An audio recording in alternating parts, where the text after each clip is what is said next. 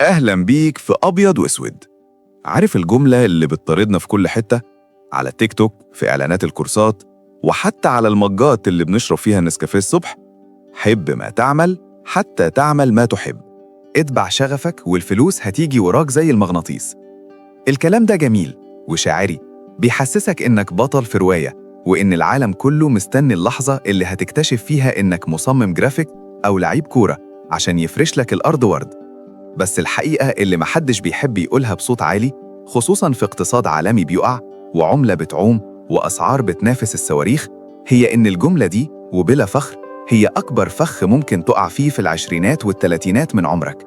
الجملة دي مش بس كدبة، دي جريمة في حق مستقبلك المالي.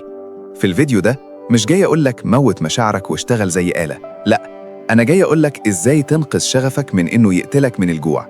جايين نتكلم عن المعادلة المحرمة، إزاي تختار الفلوس بضمير مرتاح، وإزاي تحول وظيفتك المملة لأكبر داعم لأحلامك بدل ما تكون هي العدو.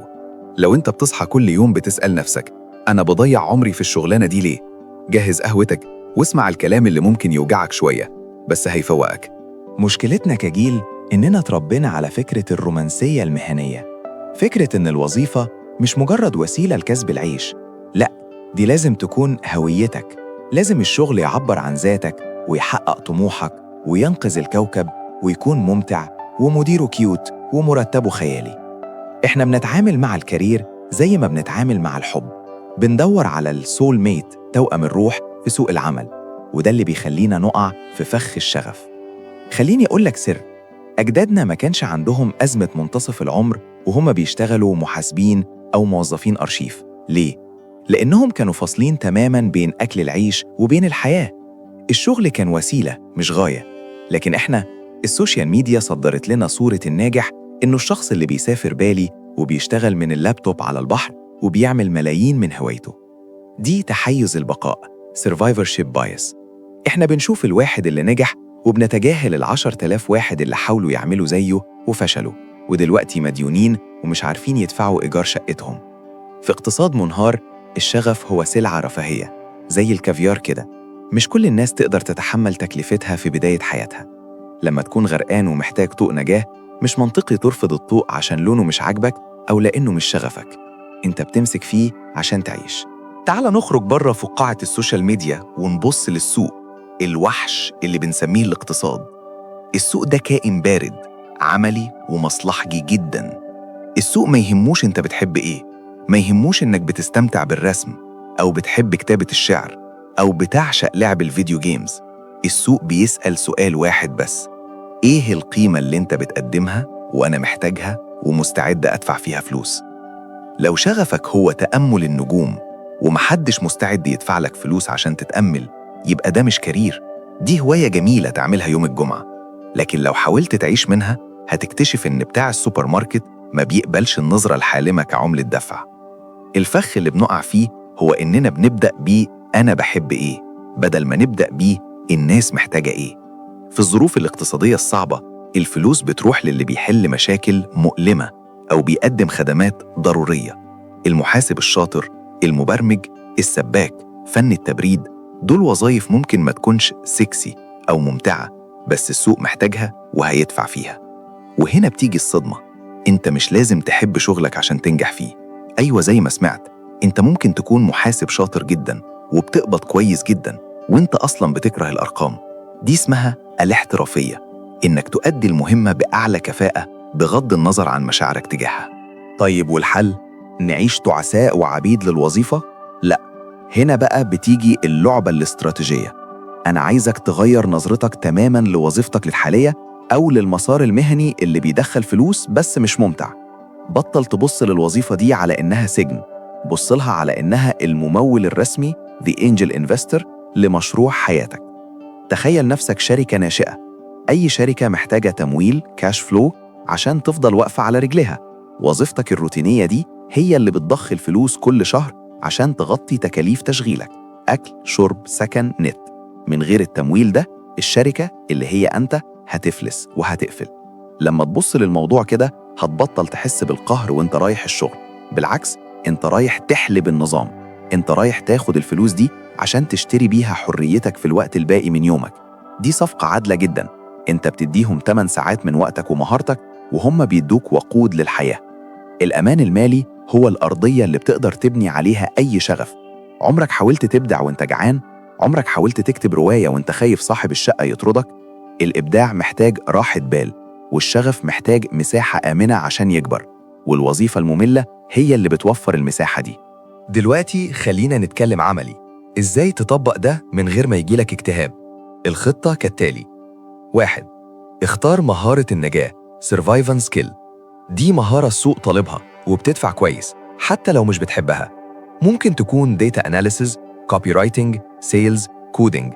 اتعلمها وابقى شاطر فيها بسرعة. مش لازم تكون عاشق ليها، بس لازم تكون صنايعي فيها. الهدف هنا هو تعظيم العائد على الوقت ROI، يعني أقل عدد ساعات شغل مقابل أكبر مرتب ممكن. 2. الأتمتة النفسية Emotional Detachment. دي أهم نقطة. وانت في الشغل الروتيني، افصل قيمتك الذاتية عن أدائك المهني. لو المدير زعق أو التقرير اترفض، ده مش معناه إنك شخص سيء، ده معناه إن في مشكلة في الشغل. ما تحطش قلبك في ملفات الإكسل، حط عقلك بس. وفر طاقتك العاطفية ومشاعرك للحاجة اللي بتحبها بجد لما ترجع البيت. لما تبطل تاخد الشغل على أعصابك، هتقدر تكمل فيه سنين من غير ما تتحرق burn out. 3. استثمار ما بعد 5 The 5 to 9. أغلب الناس بتخلص شغل الساعة 5 وبتقضي بقية اليوم في الانتخا والشكوى من الشغل. انت مختلف. وظيفتك بتخلص الساعة 5، لكن حياتك بتبدأ الساعة 6. الوقت ده هو ملكك. الفلوس اللي خدتها من الممول الرسمي وظيفتك، اصرف جزء منها على تطوير شغفك. عايز تكون يوتيوبر؟ اشتري مايك ومعدات بفلوس الوظيفة. عايز تكون مصمم؟ اشتري لابتوب قوي واشترك في كورسات بفلوس الوظيفة. هنا بقى الشغف بيتحول لهواية جانبية سايد هاسل بدون ضغط. انت بتعمله عشان بتحبه، مش عشان لازم يبيع. ولما بتعمل حاجة بحب وبدون ضغط الفلوس، غالباً بتبدع فيها أكتر وبتطلع كواليتي أعلى بكتير من الشخص اللي بيعملها وهو مرعوب من بكرة. في نقطة خطيرة جداً بيقع فيها المتحمسين، إنك تحول هوايتك لشغل بدري قوي.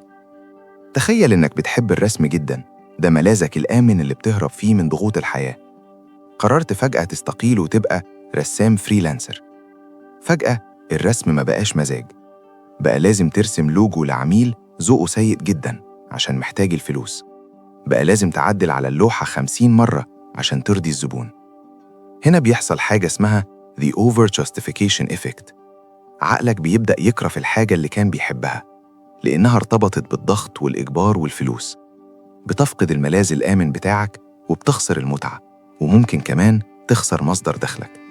عشان كده نصيحتي ليك في الاقتصاد ده، خلي شغفك عشيقة سرية لفترة.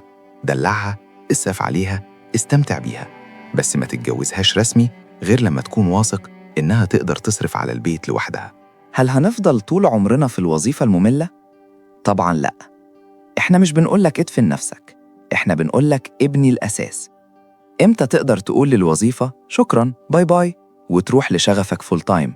لما يتحقق شرطين: المعادلة المالية، لما الدخل اللي جاي من شغفك الجانبي يغطي مصاريفك الأساسية لمدة 3 شهور ورا بعض، مش مرة واحدة صدفة، لأ، استمرارية. صندوق الطوارئ، لما يكون معاك في البنك مبلغ يغطيك 6 شهور قدام لو الدنيا باظت. ساعتها بس تقدر تاخد المخاطرة المحسوبة. ساعتها لما تستقيل، انت مش بتهرب، انت بترتقي. انت بتنتقل من مرحلة النجاة لمرحلة النمو. يا صديقي، الحياة مش فيلم سينما. الحياة في ظل الظروف دي محتاجة محارب ذكي، مش شاعر درويش. إنك تشتغل شغلانة مش عاجباك عشان تأمن مستقبلك ومستقبل عيلتك، دي مش خيانة لنفسك، دي قمة الرجولة وقمة المسؤولية. إنك تركن أحلامك على الرف مؤقتاً عشان تبني قاعدة خرسانية تقف عليها، ده مش فشل، ده تكتيك. ما تخليش صور الإنفلونسرز اللي عايشين في دبي تحسسك بالنقص. كل واحد وليه ظروفه، وكل واحد وليه توقيته. النجاح الحقيقي مش إنك تعمل ما تحب دلوقتي حالاً. النجاح الحقيقي هو إنك تقدر تكمل في اللعبة لأطول فترة ممكنة لحد ما تفرض شروطك على الدنيا. حب ما تعمل مؤقتاً عشان تقدر تعمل ما تحب بحرية بعدين. الأولوية دلوقتي للجيوب المليانة، مش للقلوب الشغوفة، لأن الجيب المليان هو اللي بيحمي القلب من الذل. فكر في الكلام ده كويس، ولو حسيت إن المنطق ده صادم بس حقيقي، وحابب تسمع أكتر عن إزاي تظبط سيستم حياتك في عالم فوضوي، ما تنساش تشترك في قناة أبيض وأسود. إحنا هنا بنقول الحقيقة حتى لو مرة. ولو عندك تجربة مع فخ الشغف أو شغال شغلانة بتكرهها بس صابر، اكتب لنا في الكومنتات. خلينا نشوف إننا مش لوحدنا في المعركة دي. سلام، لحد ما نتقابل في الفيديو الجاي، وإنت جيبك عمران وعقلك نور.